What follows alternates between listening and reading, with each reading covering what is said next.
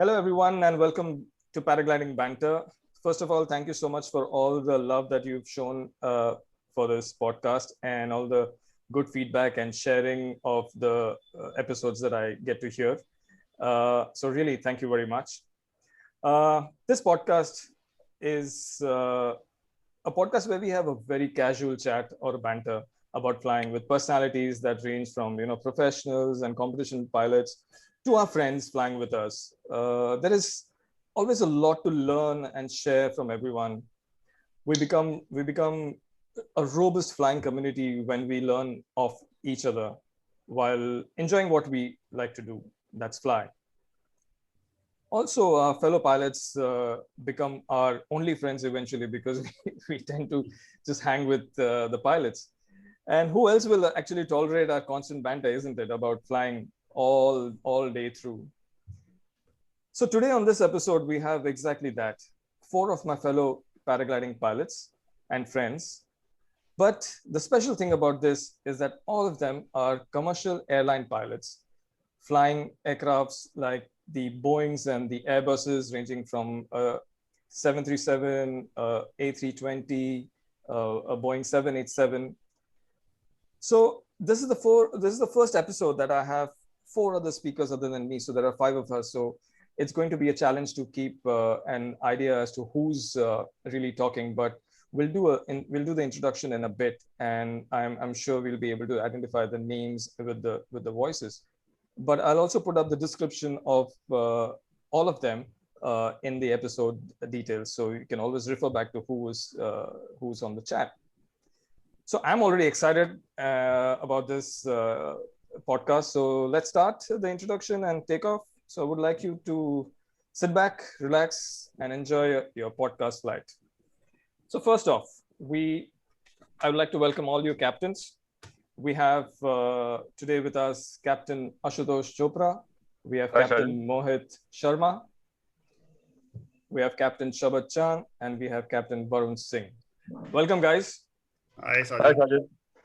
Thank you for coming online. So just for the audience benefit, can I request you one by one to just introduce yourself and give us a little bit about your flying experience and what aircrafts do you fly, and so that people know who they're talking to. So Ashutosh, would you like to start? Yeah, fine. Okay, so my name is Ashutosh Chopra, and I started flying about 35 years ago. Initially, a lot of military flying. I was in the Air Force for about 22 and a half years. I flew about 4,000 hours of fighter flying, of which about nearly 75 to 80% was on the Jaguar. I am what's called an A2 qualified flying instructor in the Air Force, and I'm also a graduate of the fighter strike leader from the TACTI Air Force, which is the Indian Top Gun school. Having left the Air Force primarily because I was getting after active flying, you sit in a desk job and you get really tired of doing a desk job, and I said I can't do this all my life. So I said, let me get out of here and do something else. And I took up civil aviation, and I joined commercial flying with flying the 77. I ended up flying about 8,000 hours on the 77, and I kind of quit commercial flying this year. And by now, I had attained being a type rated instructor. So I've seen both military flying and commercial flying from all angles. And for our 25th anniversary, me and my wife Ritu, we decided that we will learn paragliding and scuba diving. So we decided to try it out. And I don't have much experience in paragliding. It's just about 60 odd hours of flying, about 120 odd flights. But I understand the environment well, and I'm a keen person to learn always. So I really enjoy it, and especially love the camaraderie and all the group stuff that we do, and the entire environment that goes along with it. So that's it. And Awesome. Thank you very much for inviting me here and to get us all involved in this discussion, this crosstalk.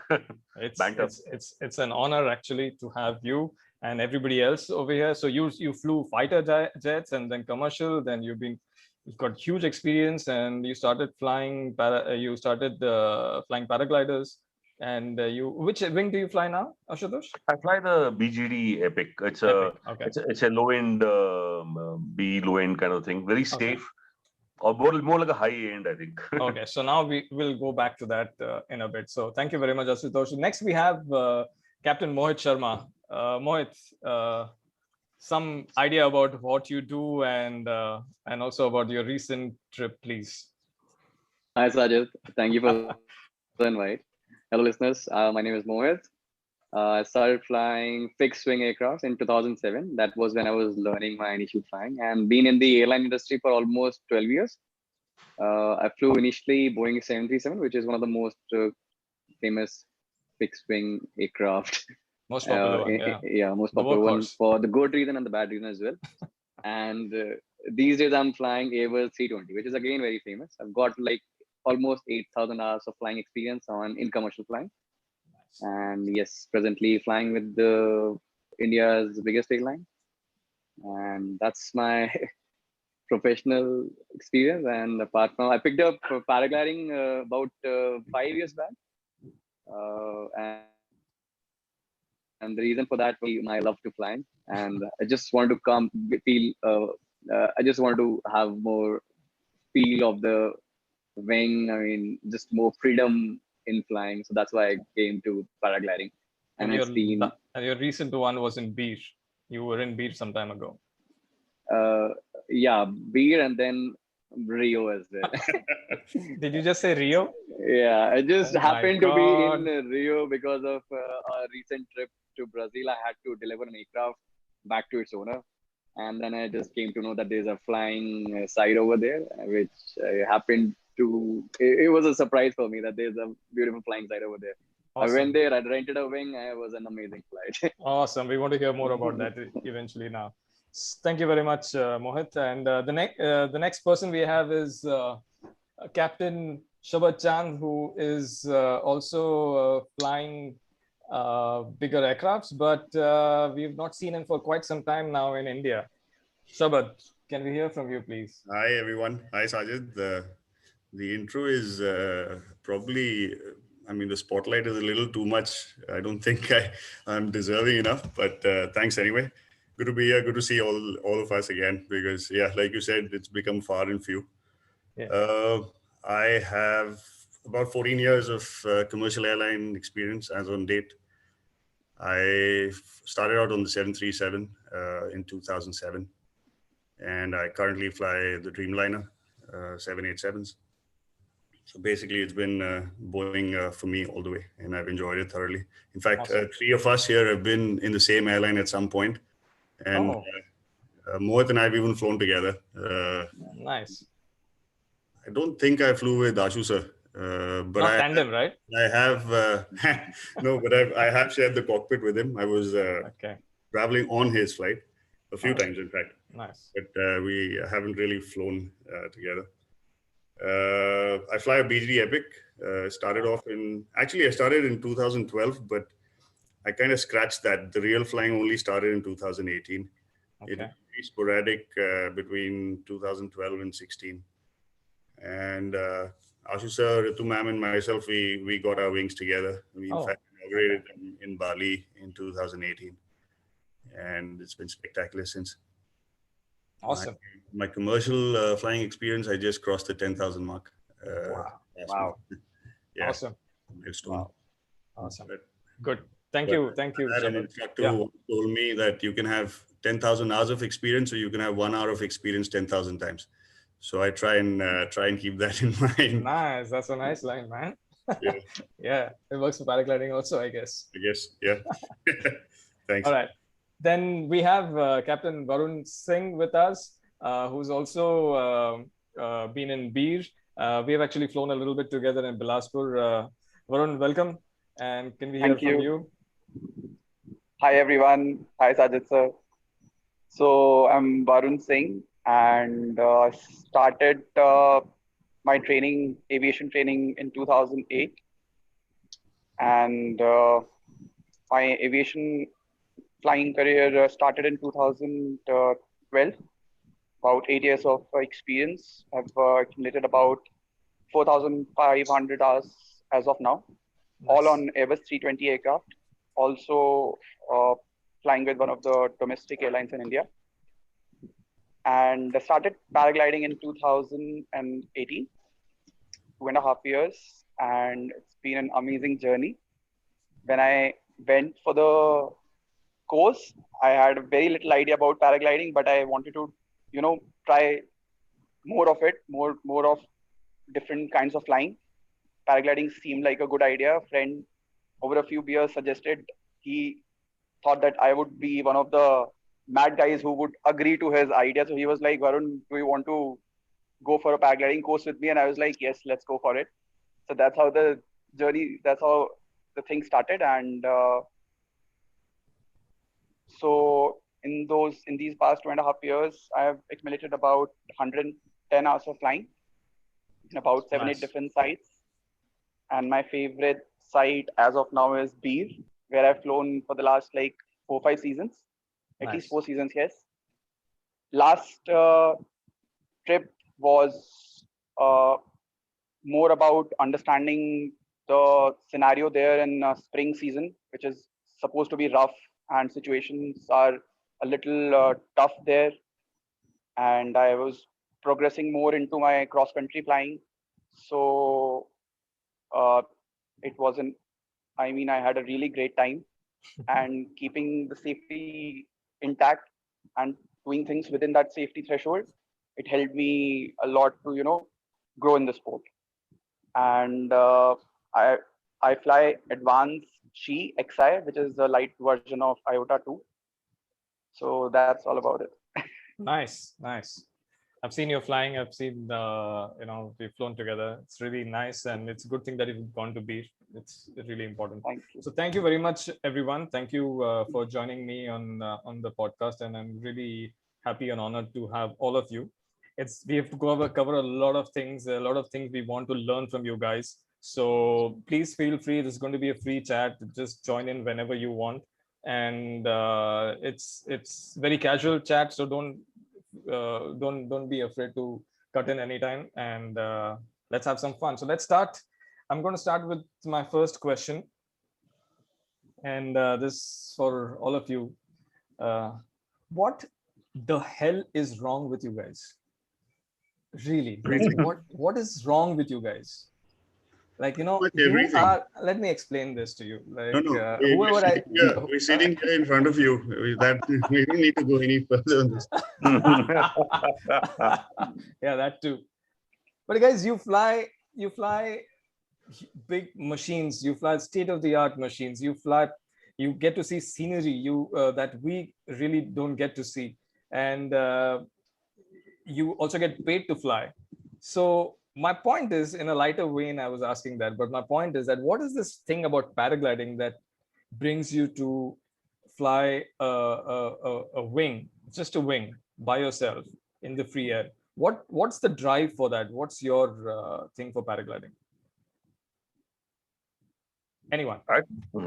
I think what happens is, for someone who's, let's say, in commercial flying, I'm not talking about military flying, but someone who's in commercial flying, what happens is that you're in a very sanitized environment. You're in a cocoon. It's a big cockpit. It's massive. You're detached from the external environment completely. There's no sense of speed other than when you're taking off or landing. So it's or when you're crossing clouds or something, and you can get up and walk around. And for a large portion of that flight, you're flying on automation. Believe it or not, people like me, regularly, I think it's common knowledge in Indian Aviation. I've done a lot of manual flying when I was in the air, but a large percentage of all of us, we fly with the automation on for a large portion of the time. So actually what happens is, and I had this problem earlier, because I was flying an aircraft which was without any automation in the Air Force. I always felt this thing is taking me for a ride, because you would move a knob, the aircraft would do something, you move a knob, the aircraft would do something.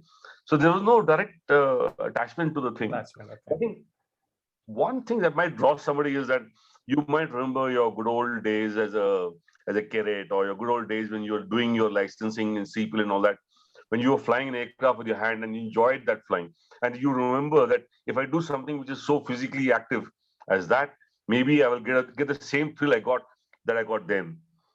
So I think that might be one reason. Right. So the other part from getting to get up and walk around and you're flying in the aircraft, you can also go to the loo, whereas we have to struggle. But anyone else, Mohit, do you think you agree with that, or is there something else I that totally drives agree you? with the Captain Chopra, but so I always wanted to be an airline pilot, to be frank. Right. Because of my eyesight, I could never be a fighter pilot. So I always wanted to be an airline pilot. But somewhere down the line in my heart, I always wanted to do some acrobatic flying on a fixed wing. I like it. Yeah. So I still want to, but it's an expensive thing to learn, first of all, on a fixed wing. And plus, it's a sport that you may not be able to continue in India because of the restrictions and limitation in our country. If you happen to be in US, then you may have your own aircraft and you fly freely over there. But in India, it's a bit of a hassle. So best is an paraglider then. Yeah. So then I was introduced to paragliding about like 8 years back. That was my first tandem flight there. And then someone told me that there are excellent flying schools in India which can teach you like really good. They can train you really well on paragliding, and you can progress on to become macro pilot as well. And then I joined this sport. Basically, my idea was to have some free flying experience, and like yes, totally. Awesome. Up for awesome. That. Yeah. So I guess I think the rest, both of you, Shabad and Vrun, will also agree to that. It's about the feel of the.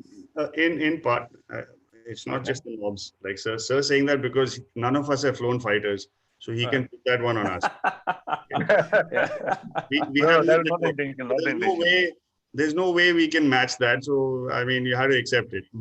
But these are definitely engineering marvels, no doubt about it. And there's a lot of power under your seat even on this.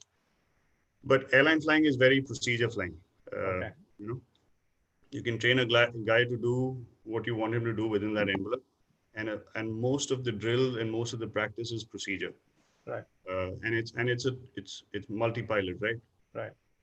So for me, paragliding is like just going back to the more elemental form of flying. When I started out, I had no interest, I had no knowledge, nor was I interested in finding out about what is acro, what is cross country. I just wanted to get off that ridge, fly for a little while, land, sit around there and go back. I had no interest. That's how paragliding should be. And I was in my own frequency. But just the fact that, it's pure contact with the element, and what pull is exactly what you'll feel, or vice versa.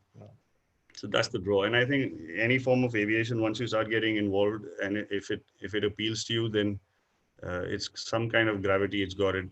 You want to try every other form that is possible. Right. That's also true. Like I'm sure you would want to fly an aircraft. It's like that. I mean, it's like that for most people. Sir started from the top down, right? Right. So I understand that. Yeah, from aircraft to commercial to And Vrun, for you, I think I've seen you're flying the most here, and you've got I think the highest amount of hours on a paraglider, and I see you hog paragliding. I mean, I see you desperate to fly in a good way. You were there was this incident where something had happened to his glider in Bilaspur, and he went all the way during the day to be repaired. It came back in the evening and flew the next day. Now he's dedicated. So what is your thing? What is this thing for paragliding over the aircrafts? What do you have to say? So the idea of coming into paragliding was, I heard the word adventure. So adventure brought me to the sport with zero idea about what it's all about. But when I started doing it, when I got into it, I realized that it involves there's a lot of involvement of many things. Like you have to be physically fit, and it helps you getting into that physical fitness zone and understanding, getting a connect with the paraglider. And once you connect, that magic that happens, so it really drove me to learn the sport. The initial idea was to learn it in the proper manner, as best as I can, in the given resources that I have. So that learning kept on growing, and I started getting more into the sport and got to learn. So but the pull is there for you about free flying. yes, you feel that? Yeah, I do feel it without a doubt. So commercial flying right now in the present times with such a highly automated aircraft, we are now called cockpit managers than being called pilots, frankly. So it's more of management than of flying.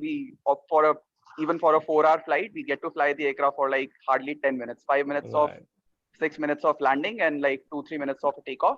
Right. That's how much flying we get. Well, that's still fun. So one thing that I realized is one thing which personally happened to me a lot was fatigue and stress levels were very high when I was flying continuously, monotonously for like days on and off.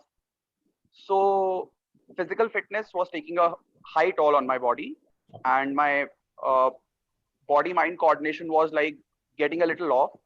The moment I came into paragliding, that I started realizing, initially I started realizing that this body-mind coordination is a little off. And slowly as I progressed in the sport, that body-mind coordination started getting back to its track. And that's when I realized the importance of this sport, especially amalgamating both the commercial flying and the paragliding flying. Amazing point. So what I hear from all of you is that there is a love for free flying. There is a love for feeling the air on your face. There's a love for direct input that you feel in a paraglider. And like you said now, Varun, that physical fitness is also important, and it helps you be fit, which like any other sport can do, but this actually demands a lot more fitness from us. So that's really interesting, guys. So let me ask you. You're basically flying the aircraft. Go ahead.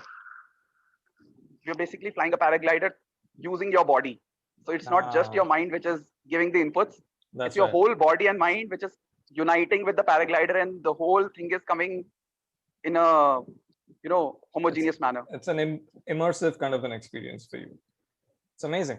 Yes. So now I know nothing's wrong with you guys. Wholesome that was my question. experience. Okay, so I'm going to leave this open. Anyone can answer any time. When you learn flying, when you learn commercial flying, you obviously go through a lot of theories, and you obviously know a lot more than what we learn. We as in the paragliding community. I mean, you guys are also part of that. But when we learn that part, it's basic. Okay, what we need to know: what's a wing, what's aerodynamics, lift, drag, pitch, roll, your everything, all that is there. But you guys know a lot more of that, and you practice that on a fixed wing. You practice stalls, you practice spins, spirals. How was it different for you to apply the same thing on a paraglider? Or while learning, was it easy for you to grasp the aerodynamics? And when you were flying, what do you feel? Do you really actually appreciate all that easier? So first thing that I noticed on a paraglider, which was I couldn't understand actually. So in an aircraft, to turn, if you have to turn right, and then your right aileron goes up basically. Right. But you're pulling this down.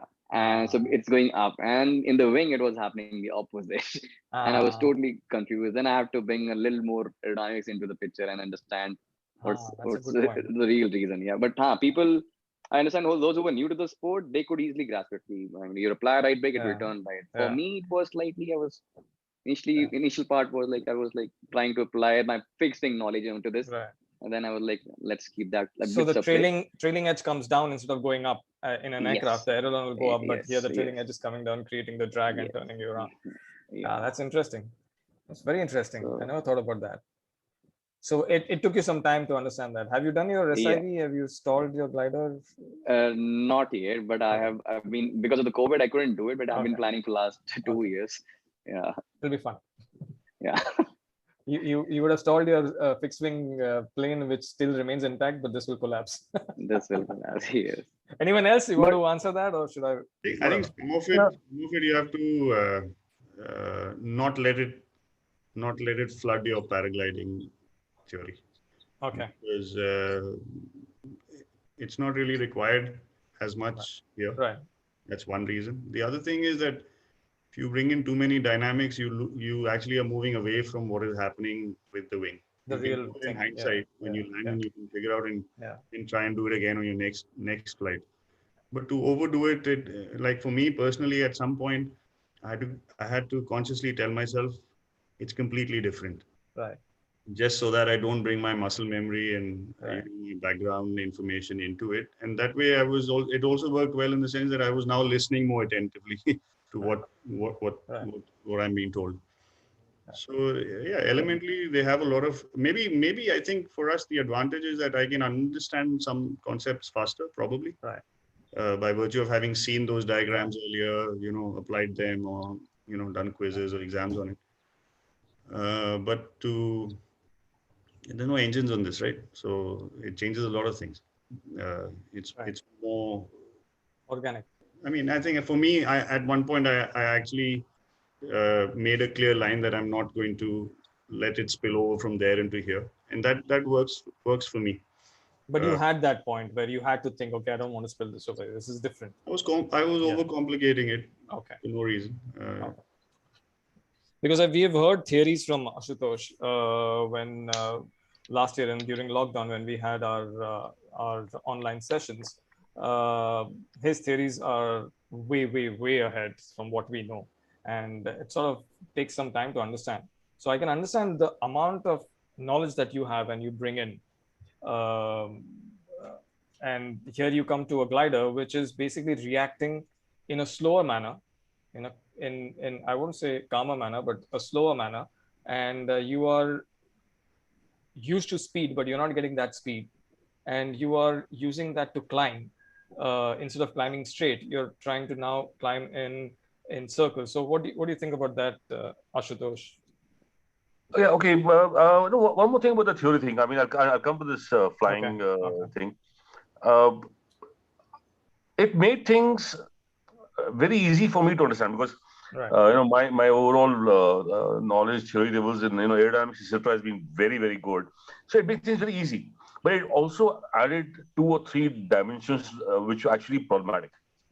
One thing that was problematic was that when you were being taught something by an instructor who himself has not been formally taught aerodynamics as a technical subject, he has either been taught by another person who doesn't have technical knowledge himself, or learned directly from books which are not technically oriented towards teaching aerodynamics.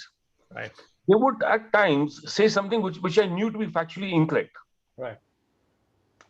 So that would actually really clutter my mind. I said, listen, is he privy to something which is peculiar to a wing like the paraglider as compared to a fixed wing aircraft? Right. It's something I don't know where there's a variable involved. Right. And that created a lot of conflict in my mind, and a lot of times I had discussions with them. Right. And then and a lot of times actually I clarified a whole bunch of things for them. But that was one issue. The other thing I felt was which was okay and it really helped me a lot personally, and that was when somebody spoke something which was actually very let's say technically complicated, but I could grasp it fast, and that actually made things much easier for me. For example, during the lockdown, there was a talk by somebody who was, I think, from either Jin or Ozone or somebody, a very a person with technical background who's doing designing for Nova. These wings. Nova, yes, sorry, you're right. And we were discussing the size of the wings, smaller, better, scaling them down, scaling them up. And he said, no, there's a lot of problems when you scale them down. And the moment he said that, I knew exactly what was happening. You got the scale effects, this issue of Reynolds number, and I knew how it complicates things with interference drags and things. All of a sudden, in one go, it was like, ta-da! Everything was clear, and I knew why he's saying that. Those things are advantages. But like Shabad mentioned, very true, you start overthinking. And a person like me, I start overthinking excessively. And that actually has played and created things beyond a certain point when you shouldn't be thinking about something. So that's that. Okay, so leaving that side, coming back to your point about flying just straight or flying only in circles and things like that. In the end, my take on this is this: you always feel that No, I don't mean, sorry, I don't mean flying in circles. What I mean is for you guys, you're inclined to go straight up when you want to climb. But in a paraglider, you need to look for a thermal and go and climb the thermal in circles. So Yeah, that okay. difference, yeah. No, I don't think that's a problem because I think as a pilot, you always feel this is what I want to achieve. It is a goal. It's a goal-minded thing. You know, I want to climb. I want to descend. I want to be hitting so-and-so. I don't want to be hitting so-and-so. Right. I want to lose so much height or whatever. So it's goal-oriented. And then in the end, whatever it takes. Right. Whether it involves bow breaks, less breaks, whatever. Sorry. Virtual.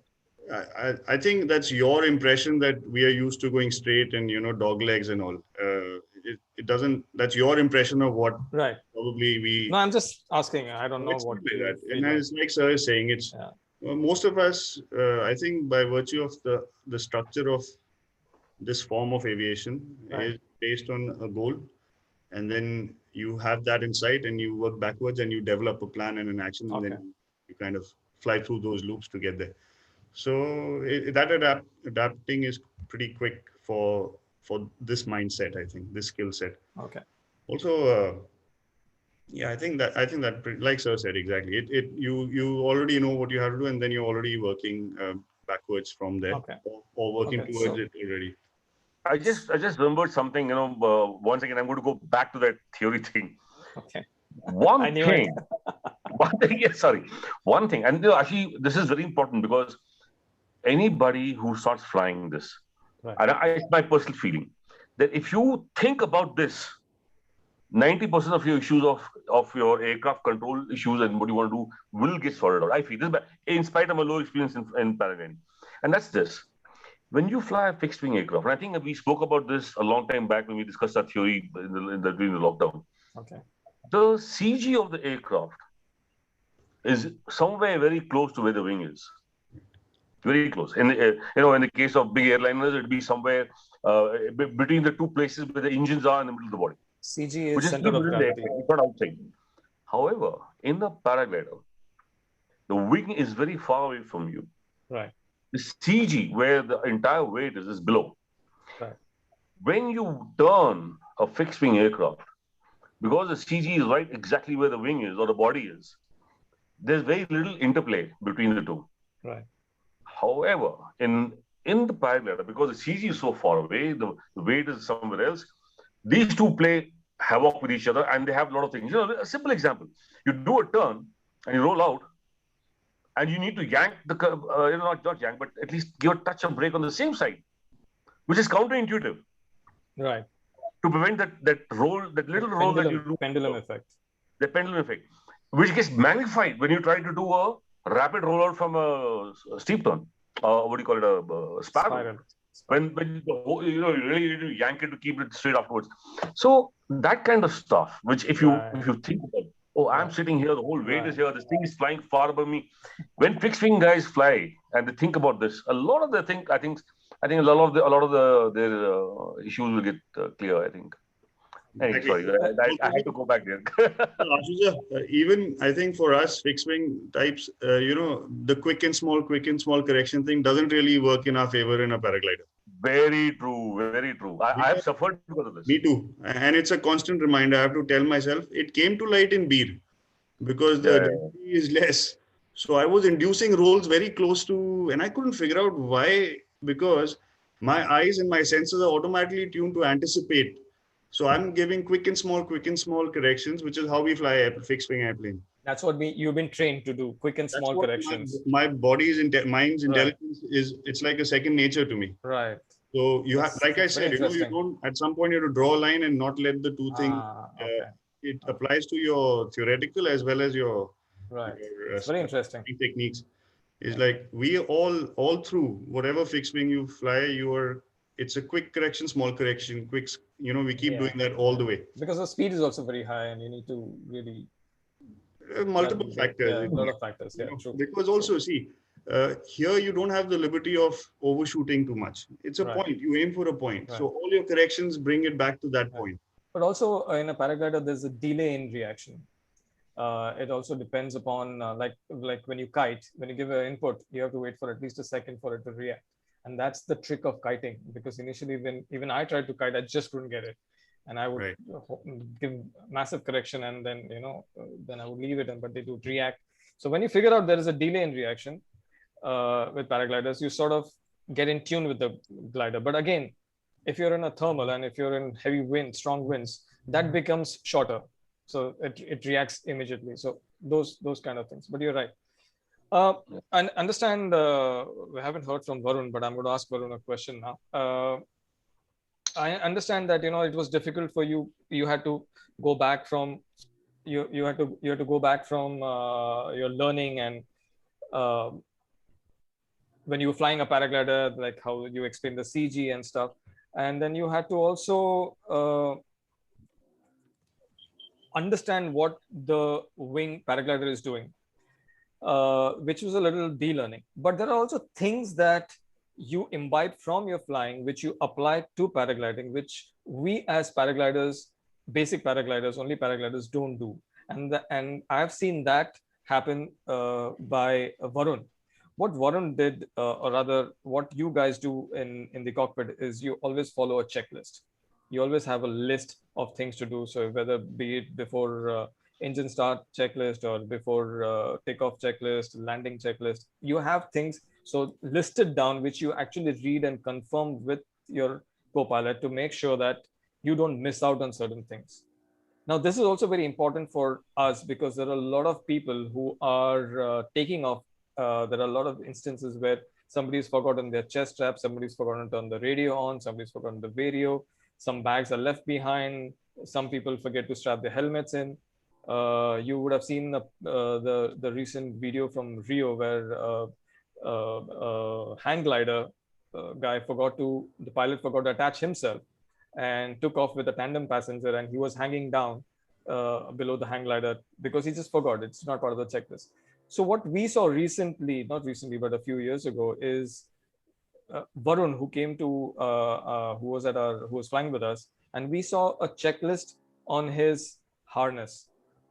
And we were amazed by that, because nobody thought about that before. It's how easy it is just to put a thing on your harness which says, okay, have you done this? Have you done the 7 steps of going in? So Vrun, could you please talk to us as to why did you do that? That's a very interesting thing, and I think all of us can learn from you guys on that part. So I was doing hops on the training hill and continuously just practicing. The idea was to crack my takeoffs, and also at one point I rushed up and winds got a little strong, and the instructor just asked me, Vrun, just go for the takeoff. And I forgot to put my leg straps. And the moment I inflated and the harness started slipping, I just basically brought the glider down. But in that moment, I realized that when things are a little stressful, when things are a little mixed up, and especially at the takeoff where the stress levels are very high, there is a very high possibility of forgetting something. So your mind might not be focused in a manner that it's able to bring everything out in a sequenced manner. Right. So that's where the aviation knowledge came in, and I put that checklist, and how the checklist helps bring things out. There's a defined listed thing, where numbered thing, where you can basically, and when you keep doing it again and again and again, then it gets embedded in your mind. So it's a very interesting point, and this is one of the episodes previously I've done was about getting ready, and one of the things that we didn't think about this checklist thing. What we do is everyone at the takeoff has got their own personal way of getting ready, and we don't talk to each other, and if somebody keeps calling out a name, we might reply, but we'll start our process all over again if we were middle of the process. Initially, when I was flying the open seat harness, it was just quick strap in and go. And I used to always wonder what my other friends were doing, sitting down, doing the pod harness and putting this, putting that.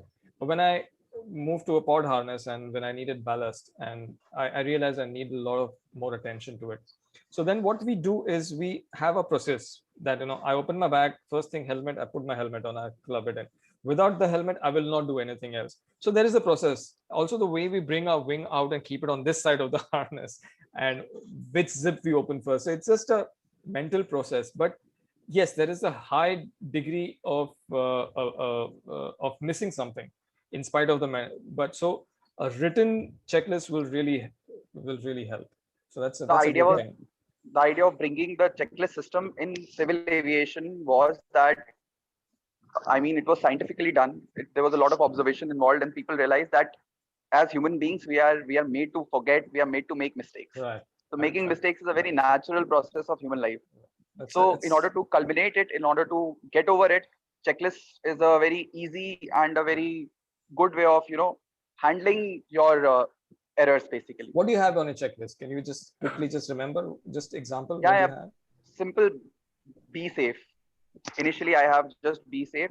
In my notebook, I made the whole procedure of what all is to be taken care of, and whenever you go to the takeoff site, from what point do you start, like the mental state and your currency, where you are, and your mental and your equipment. From there on, come down to the be safe. So I have just 7 elements: PESAFE, sorry, 6. So buckles, equipments, stop line, airflow. Okay. Am I in the correct? Yeah. Would it be possible for you to send us a picture of that, if you don't mind, if I can share this along with the podcast? I mean, I put it in the description. People can use it. That'll be an amazing thing for us to I'll have to find it, but my kit is completely packed up. But I'll try and find it. Whenever, yeah, I understand, because it's monsoon here. Yeah. Sorry, Ashutosh. Another thing that you can add to this checklist thing, which is, I think, useful. Another dimension to the checklist thing is that whenever you do something, if you do it always in a particular sequence, with a particular way of moving your hands, fingers, and body, what happens is you start developing a lot of muscle memory. Right. So, for example, when I put on my harness, I hold it with my right hand with the right strap, put it over my shoulder. Right. When I'm putting in the clips, I put them in a certain sequence always. Right. Holding one of those buckles in a particular way, the other one in a particular way. So when you do the same thing the same way, a very large number of times, so there you not only the checklist, but this muscle memory. When something goes different, you always feel this feeling, oh, something's gone wrong. I was supposed to do this and I haven't done it because my hand hasn't moved in a particular way. That's one. And the third dimension I feel to this is to do everything in reverse. Meaning, you tell yourself, if I don't do X, what will I see and sense?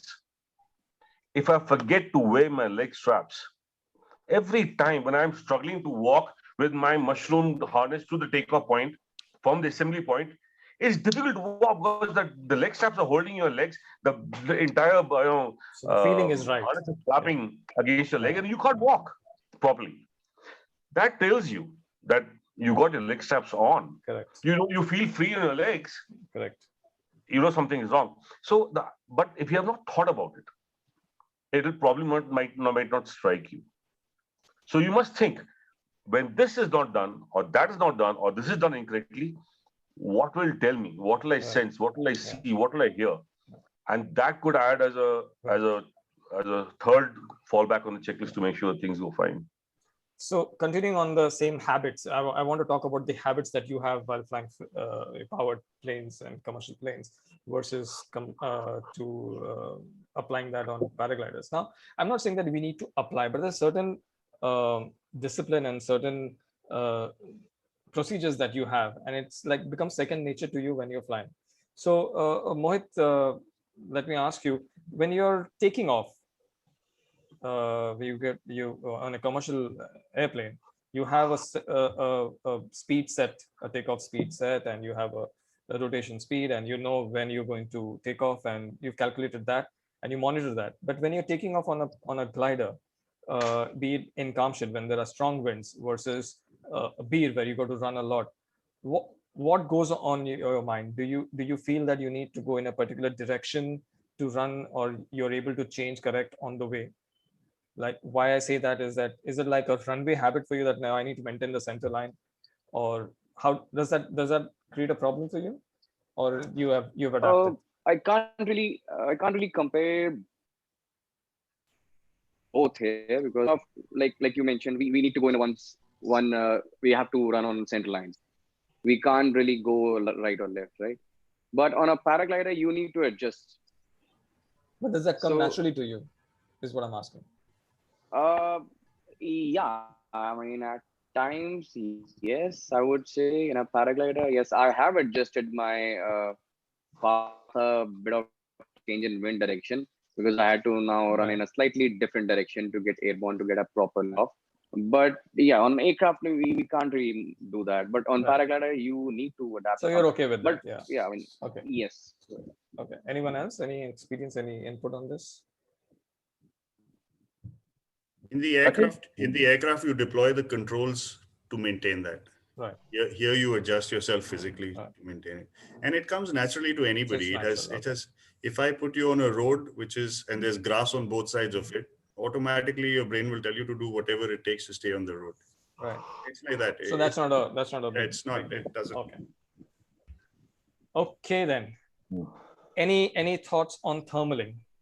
Does that is there? What's that? So as an airline pilot, I used to just hate thermic conditions when I'm flying a fixed wing. I seriously used to hate it. Every time you're coming to Delhi and it is summer, it's a peak summer day, it's thermic, you just hate it. Because your aircraft Mohit is generally very polite, except his language gets extremely colorful. This was actually my second question, but go on, Mohit. This is what I want to hear. After coming to paragliding, I have a different view towards thermals now. I've fallen in love with thermals now. Oh, awesome!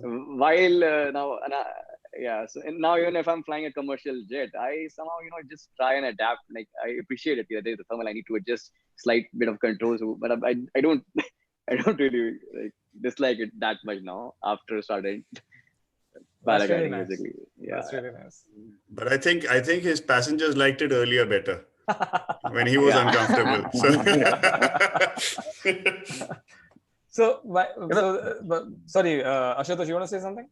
No, I was just thinking that this thing about thermaling that you mentioned. Right. No matter how much theory you read. Right.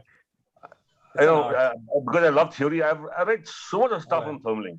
If you mention something which has been talked about somebody in some fancy technique, I would have probably read about it. But from my inside of my heart, what I really feel is it's actually a black art. Because there are some people who can literally, smell their way around the air, and you see somebody who very little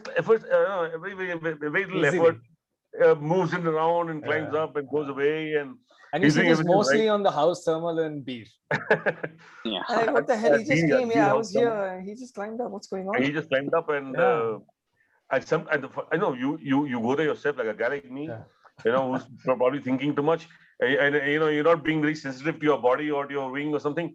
You land up in the place at one particular time, you climb up, and you're somewhere there, and then you try and do it again, and you can't do a damn thing, and you wonder what the hell's going on.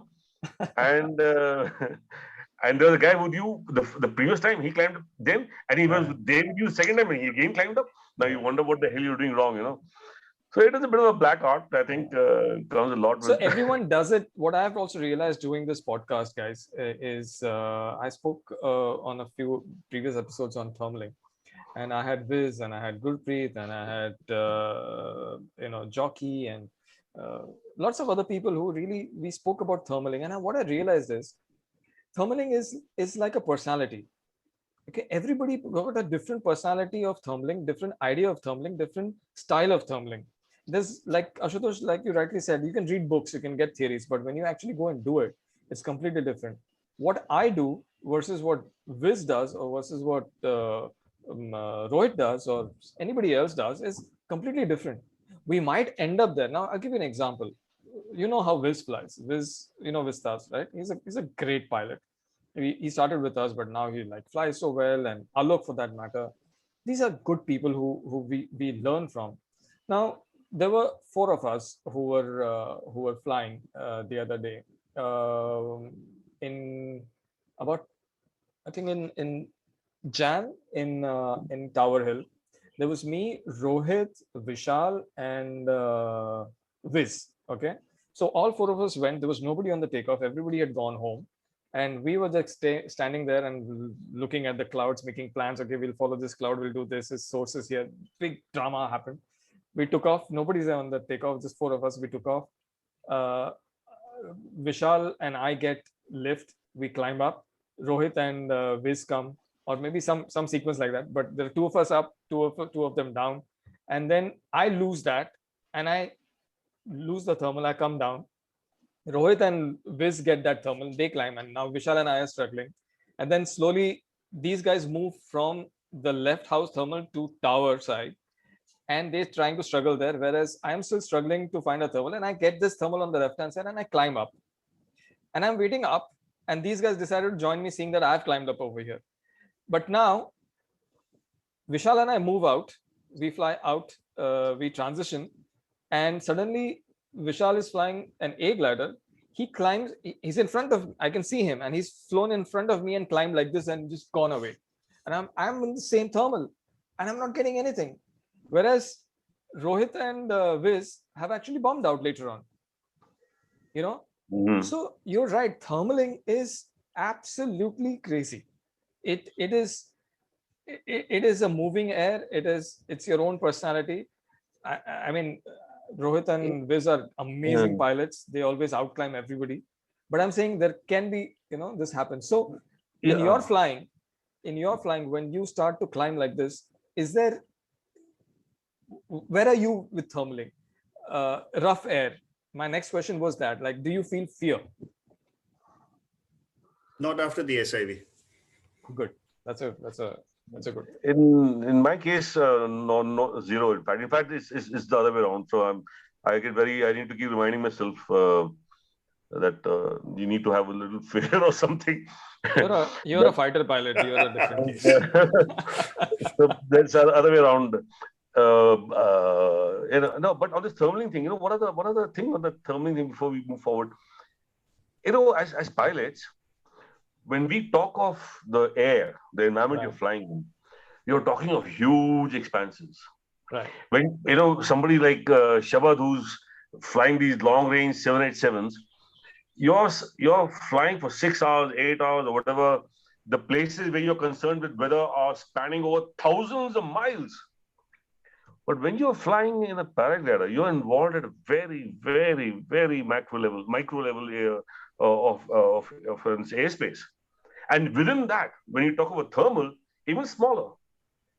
So it's and then it's not a steady cylinder of rising air. It's bubbles and packets, and sometimes you're joining up together and coalescing. Sometimes they remain separate. So this aspect is something which, as a fixed wing guy, flying big aircrafts, even for me, who doesn't understand weather quite a bit, it takes me a lot of effort to bring myself down to that very, very micro level to understand what's going on. And the only solution to that is flying more. There's nothing. Yes. I mean, you can take a theory, by heart the bloody book, but when you go and fly, and it also depends on your wing, what kind of wing you have. For example, when I was flying the Epsilon, I realized that one point of time, this wing was Viz used to use this wing, and he used to climb very well. So I bought Epsilon when I had to upgrade. What I realized was, if you hold the Epsilon outside brake, give it a little bit of brake when you're in a thermal, in a bank, it climbs faster and better, and it remains steady. If you leave the outside brake, it sort of tends to sway a little bit and doesn't carve out very well. It's not efficient. Let me just write that down. Huh? So. Actually, ask Vrun about his experiences, because he is the guy who's moved rapidly from one wing to the next. That's my. I was just going to ask him that. And a higher level wing and a higher level wing. Yeah. What do you have to say about this? So I'll just complete. The next wing that I got. The next wing that I got was the Rook 2. Now Rook 2 is different. If you hold the outside brake, it doesn't want to move far. You need to let it go. And Rook 2 is something that I realized is, it will take you. You don't need to work. Like you said, automation. Rook 2 is like that. If you bank it, and if the thermal is here, let's say on your right hand side, and you're flying here, it'll slowly pull you up like this. It'll just go there towards it. But if you choke it there, if you give the outside brake here, it will not move this side. So even it also depends upon the gliders that you fly and the characteristics of the glider. So Varun, question to you now then. What are the different, you've flown different wings now. So what do you think? How was your experience? Understanding the behavior of the glider is very important. So before I bought the glider, I read a lot about it.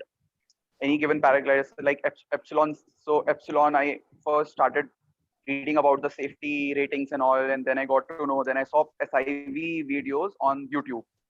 So every paraglider, depending on the material, depending on the wing span, so every glider has a certain characteristic property in terms of the handling. Right. So feeling the glider and understanding how this glider, flies in a better way. So Epsilon was in terms of, say, suppose I move to XI Epsilon. So let me get back to the basics. So when I moved from A glider in my training days to Epsilon 7, I realized that this glider is a very agile glider. As in the moment I give an input, the glider turns. So I really liked it because I could, the sensing part was really working out very nicely. So when I started doing thermaling on Epsilon 7 in the very early stage, I could connect better to the glider.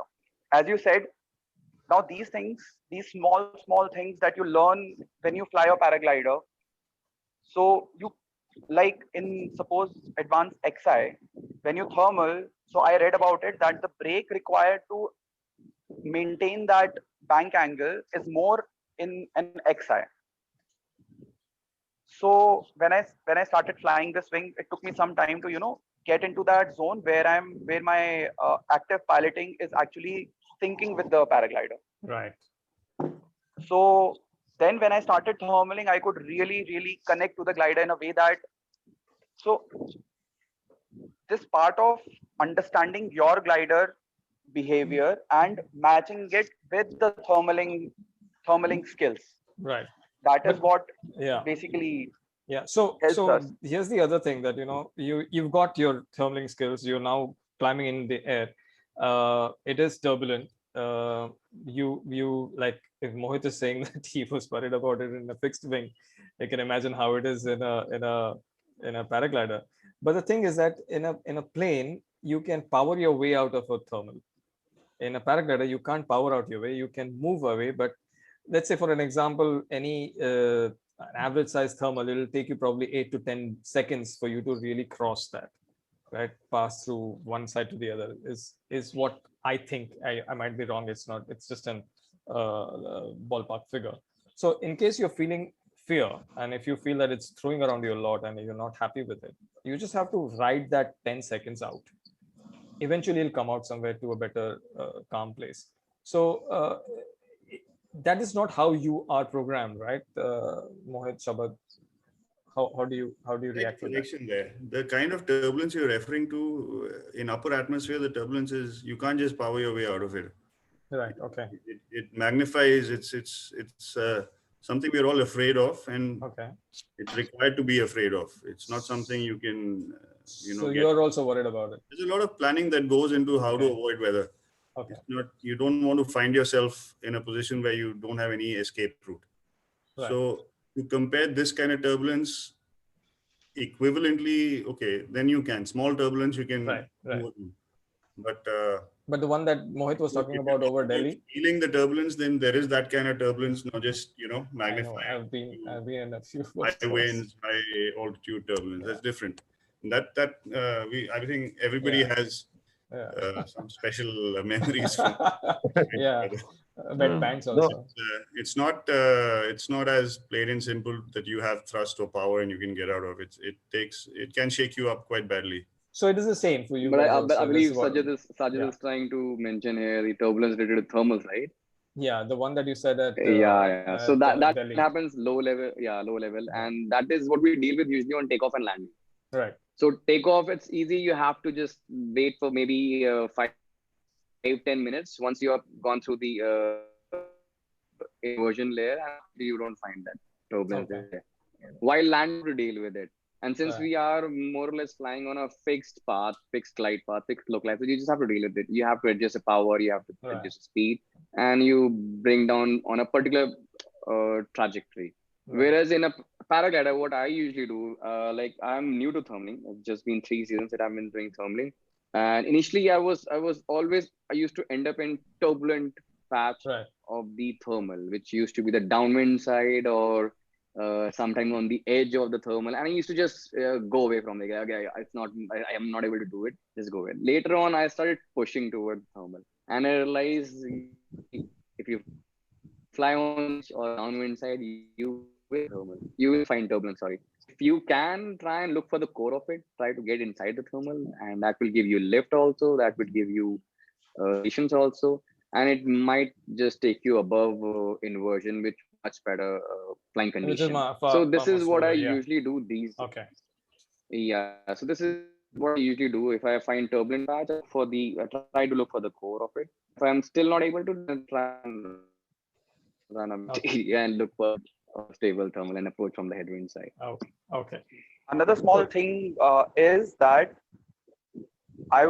we had these Zoom sessions, and one of very senior guys, I think it was BGD. So he said that it's better to keep the turns are more safer than level flight in a paraglider.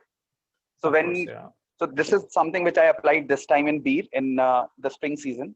So if the thermal is very strong and if it seems very like turbulent, and you're finding difficult to like evade it, just turn, gain height, because as we gain height, no matter how strong, how turbulent the thermal, things become mellower as we go up. And you gain height and then you exit the thermal and it will never be difficult for you. But in that moment, if you try to evade it, it can be very detrimental also. That's true. Like one time I was thermaling and wind pushed me onto the lee side of it and my glider just collapsed. And I realized I'm in the lee side. I just moved out in that moment, but because I had already reached the edge. But the turning part, as in if you keep turning, the glider is solid. It's very it feels safe actually. That's what we always say, that if we feel there's a problem, we always turn in a thermal in rough air, and that keeps the wing open. I can't hold myself back, so I have to explain the theory behind it.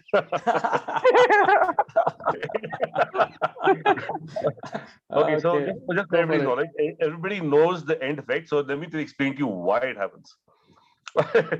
So the moment you initiate a turn, all right, your body is swinging around in a circle about a point around which the entire paraglider you are turning around.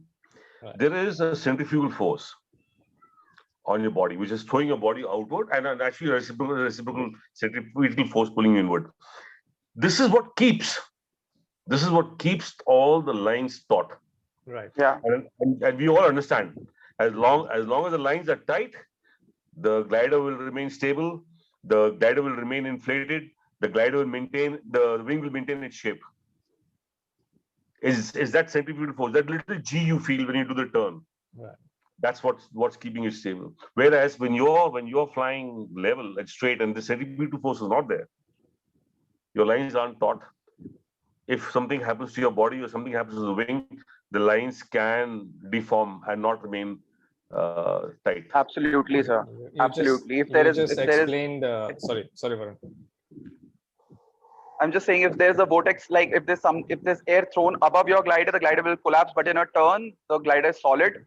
You have a lot of speed with you. You have a lot of energy with you. So it helps the glider to maintain its trajectory and be less affected by turbulence.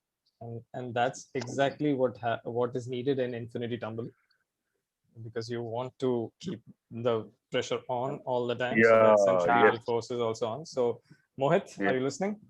Yes. You're the actor. We need to do this. Another small thing which I would like to add in terms of thermaling is that you have to grow into thermaling. When you start, it's not like 4 days of flying will make you understand thermaling. It's a lot of understanding of the basics. So things which really helped me from the aviation background in terms of thermaling and flying is the basic part of everything, like basic aerodynamics, basic metrology, down, as Ashu sir said, that down to the micro level. Right. So that knowledge that we had, we applied it to a very little amount in terms of civil aviation. But when I came to paragliding, the knowledge of meteorology, the knowledge of understanding the sky, and basic aerodynamics. So the understanding part and the application part. So you have to keep flying, keep doing this thermaling thing again and again and again, and understand where you're flying, what kind of a thermal it is. And first you try to analyze what the day is gonna be, and then you fly in that day and you understand what actually the day is. So bridging that gap of understanding and practically doing it. That's how And I'm able to grow in thermaling. And you know what really helps for all this, to be able to be ready with whatever can happen in thermaling, is wing overs. Absolutely. Because you see your wing here, you know that you can control it, because that's what happens. You can see your wing go back, pitch back. You know you can control your wing in all these directions, so you should be fine. But also certain gliders can full stall, collapse completely during gusts. I had an incident like that. So again, pulling that, getting used to that. That happens in a high strong thermal. So it's like you go in and it like pulls you up, and you know that okay, it's going to pitch back. You got to arrest it, but then you got to go with the flow with an angle, bank angle, then it'll remain steady. So yeah, absolutely, it is really an art. It is, and it cannot teach this. You know, you can teach stall. You can say that okay, you need to do this. This is what's going to happen. This is where the backfly is. Backfly will be different for different gliders, but that's where backfly is, and that's how a backfly looks, and that's how you come out of it. But thermaling is not that. You cannot explain. Yeah, I think you while I was learning, while I was learning, there were different people who taught me different. Like when I was learning from one school, they taught me something. The other school, they talked about something else. But when I was doing it, I tried to apply it, and I realized that something which I do is completely different from all what I've learned. This is exactly said, what happens. Take this turn, and then this is exactly what happens. And the other complication, guys, is that we fly a camshaft, which is strong winds and which have thermals which are inclined. So we need to get our downwind leg a little bit longer and come back. And when we face the wind, which is strong wind, we just pitch back a little bit. So it's not a smooth thing. But in beer, you got to be in the center, and just easy to go up. Spring is different. So there are a lot of different aspects to it. So you need to keep adapting to your thermaling style. What you apply in Panchgani and camshaft cannot be applicable to beef. So that's the learning, that you get individually from your own personality, talking to friends, understanding the air, and also the wing that you fly. So if you move from one wing to the other, it changes a lot. Yeah, that okay. Well, exactly the same thing. I want to add some things, Sajid. And you know what the thing is? Because of the number of variables that exist, right, in thermaling are so large, right, yeah, that nobody can give you a formula. That listen, if you have the combination of these 4 variables, do X. If you got a combination of these 8 variables, do Y. So what people will do when they teach you thermaling is they will teach you subsets. Okay, in this particular Chopra condition with these very few fixed variables, you can try this. And that is the reason that no great guru of thermaling can write down and tell you, listen, Matt, do A, B, C, D, E, F, G, H, and you'll be a good thermaling pilot. Right. It can't be done. It's for that reason. And that's the reason why, like Varun said, fly more, experience more. Yeah. And let your body do the thinking for you rather than your mind. Right. And let the subconscious brain and also do understanding the topography. There are so many people who can climb up quickly, but also taking the glide. Okay. We've gone to about an hour plus. So I want to ask one final question, and then I'll leave it open to you guys if you want to say something to our audience, our listeners. My one question, which is an important question, is what do you do during a glide? Okay, we can learn climbing, we can learn thermaling, we can climb, but getting the right glide, the glide ratio, because the reason I ask you this is your landings on your aircrafts are very technical. You have a 3-degree angle, a 2-degree angle, and you know how much you want to glide, when you want to turn the power off. I think you guys have an innate better understanding of the glide ratios. How does that work for you during glide, be it coming in for landing or be it or moving from one thermal to the other? Anybody, please. In my case, I had a terrible time. You know, in spite of, you know, you always do a 3-degree approach. There are very few airfields, you know, like Kathmandu and all that, where you do a 5.3-degree approach or whatever. But you always do a 3-degree approach. That perspective. Can I explain what you're saying? That would be on pilots. 3-degree approach is 3-degree approach. Okay. Sorry. Yeah, 3-degree approach is the band. Yeah. Okay. Sorry. So all the time, your mind, whenever it sees a runway, you always are correlating it with that. The more and more you fly, the more it gets fixed in your mind. The runway should look like this. So in the beginning, I would always be undershooting, because if I got the same perspective of the landing field as I would for a fixed-wing aircraft, I would always be undershooting. So I had to actually remind myself, you're not flying in the cockpit. You're not flying in the cockpit. This is a glider. This is going to go at approximately 1:7 ratio. 1:7 ratio is a 8.5-degree approach. Right. You know, or a 7.5-degree approach. It's a lot steeper. It should look like this. So it took me a lot of effort in the first 10-15 flights. What about gliding from one thermal to the other? Do you look at your instrument? Do you look at a vario? Do you look at the glide, the glide ratio, or you just do it by visual? You know, once again, as far as I'm concerned, a lot of theory, right? Go at the maximum speed. If you know, I forget the name of that fellow who wrote that theorem down. It's just coming to my mind right now. That number you calculate, what's it called? Macready's.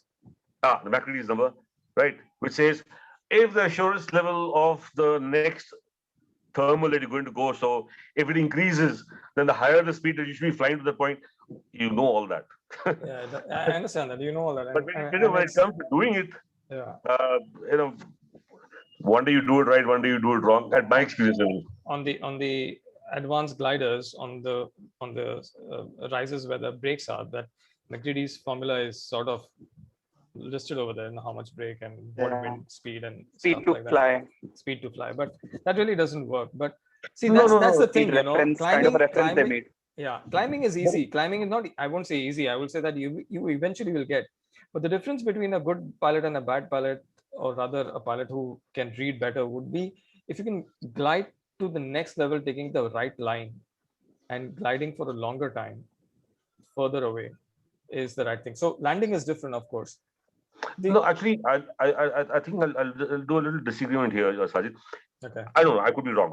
My experience level isn't so high in paragliding, but if I remember correctly, one reason why I don't like calculators telling you a Macready number to calculate is, if I remember my theory correctly, it's got something to do with the assurance level of a higher availability of a higher degree of climb at the next point. Yeah. But since the calculator doesn't know that, how can I tell you anything? So what it can do is give you a function of to fly as a ratio of the highest possible speed. But you're talking about Macready's number. I'm talking about vario. A vario gives you a glide ratio, and the glide ratio depends. So if you put your speed bar, the glide ratio might increase or decrease. So do you use that to glide? Yeah, I think actually it's a mixture of things which we can apply. So I'm just learning to transition like from thermal to thermal, and what helps me right now is to experiment, like change my line, see which line is giving me, so like 5-10 degrees according to, so basically factors which affect a glide are like winds and air which is more thermic, or like suppose if we are transiting between two ridges, so the mid part, the air might be cold and descending, so it will basically affect your glide. Sink. Yeah. So all the factors which affect the glide, considering all those factors and experimenting with it and seeing how better it is coming out to be. Okay. So being open to like situation and not fixing my mind like, okay, I'll just do this. There are times, and like experimenting initially to in the glide, then you tend to reach a point where you're able to realize, okay, this line is giving me, and it's more intuitive than instrumental basically. So yeah, so sir, you might be knowing that, obviously you're aware of it, that the instrument, it gives you glide also according to the lift that you're getting, or maybe it's not that sinking in air. Correct. So it's not that accurate. Something So it keeps changing. Yeah. Go ahead, Mohit. Keeps changing. So like in an aircraft, if we lose an engine, so like I'm talking about my like a school aircraft where I was learning. Right. So if we lose an engine, we'll fly a particular indicated airspeed, and we will adjust our pitch to get that speed, indicated airspeed, which will give me eventually the best glide. On the paraglider, we don't have anything which give us the indicated airspeed. We have a ground speed and we have the glide ratio on the variometer. So the only way to control your pitch is speed bar. Now you have to play around with your speed bar and get to see where you're getting the maximum glide ratio. And then I will not say that will give you for the entire duration of the flight, but you'll have to keep on adjusting your pitch with using your speed bar. So this is what I've been learning to do it. I've not been able to. So I can't really say go full speed bar or go. No, you got to adjust how much. So sometimes at 50% also you get a better glide ratio, and sometimes at full speed bar there's always that MacReady's thing which says that you might reach there faster, but you might reach slower. Versus without the speed bar, you might reach higher but slower. So we really don't know. That's a big gamble in that. It's a very so in an aircraft, we are controlling our pitch to get a particular indicated airspeed. But over here, since we don't have indicated airspeed indication with us, we use the glide ratio. We glide ratio, and that is the best indication that we want. But we don't use that actively, as I'm saying, because of your habit. Do you use that actively? Yeah, I mean, I've been trying to get that in my scan lately, and I've been using a speed bar, adjusting it to look for the maximum glide. Because a lot of people shy away from using a speed bar, but that's a good thing. Cool. Shabad, anything you want to? I did Terminator 2 years ago. I went from this ridge to the other as fast as I could, so I didn't lose. Whatever I had to lose, I could catch and climb again. No speed bar for me. So my goal was purely to get to the other ridge, other knuckle as soon as I could. So I used the speed bar. Yeah, but and also Ashutosh, are you flying with I'm just using the same Vario. I don't have an instrument. No, I don't have a instrumented thing. I just have the same beeping Vario, the blue fly. I normally tuck myself behind Ashutosh. His DR reckoning in 3-dimensional space is pretty accurate.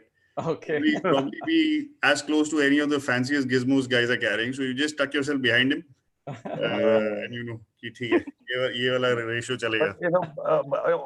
But that's one part of the thing. But what Mohit just mentioned about the speed bar, and what Sajid also mentioned, a lot of people not flying with the speed bar.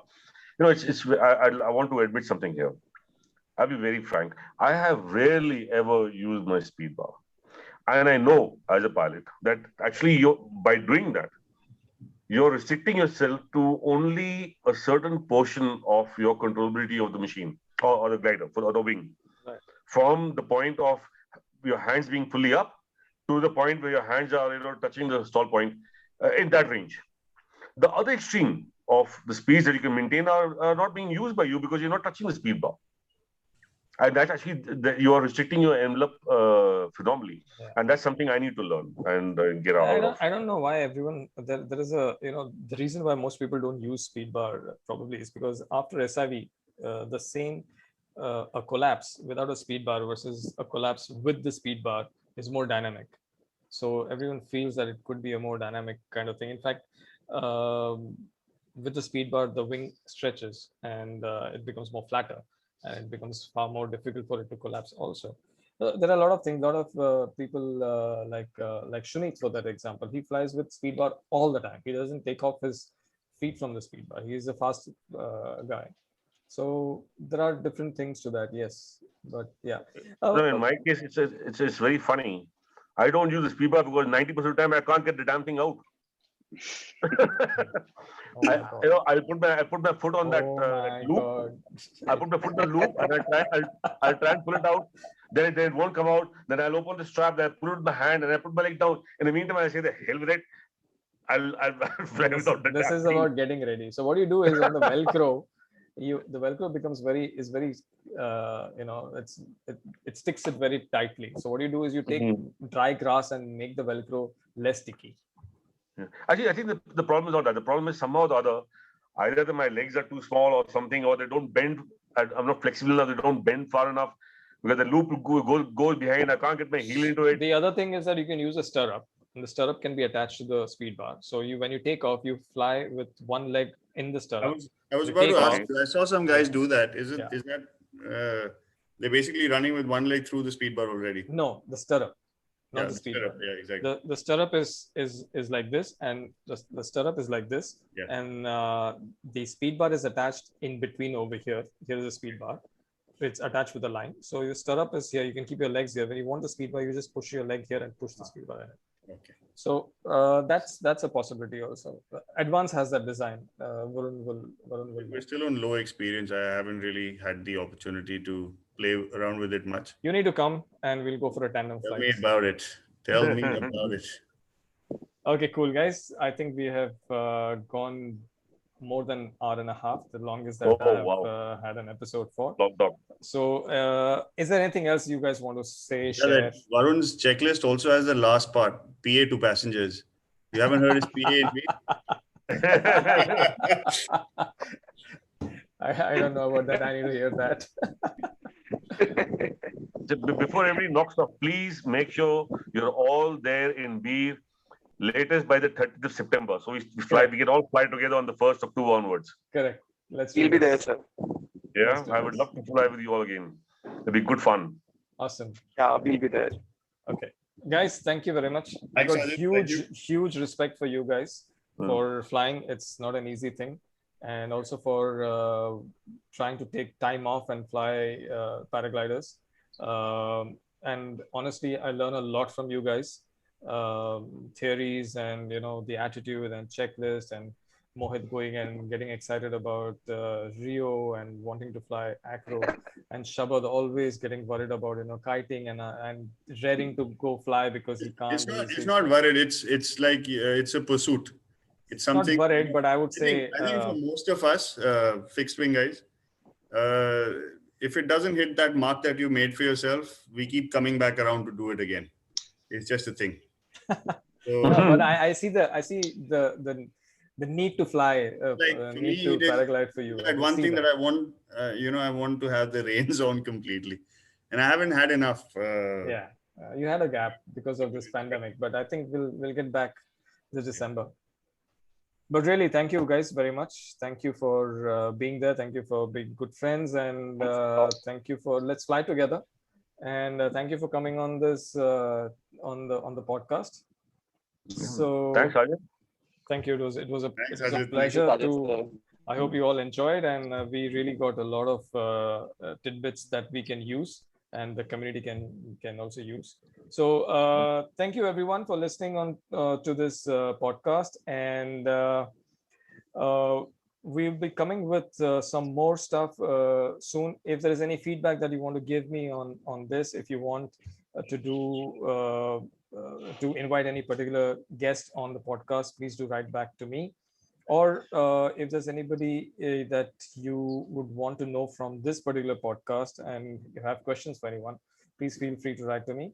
And thank you very much for listening in. And it was a pleasure. It was fun. Thank you, guys. Okay. Thanks a lot. Thanks. Okay. Bye. Take care. Thank you, Sajid. Bye. Bye. Bye, Shabad. Bye, Varun. Bye, Mohit. See you. Bye, Sajid. Bye, sir.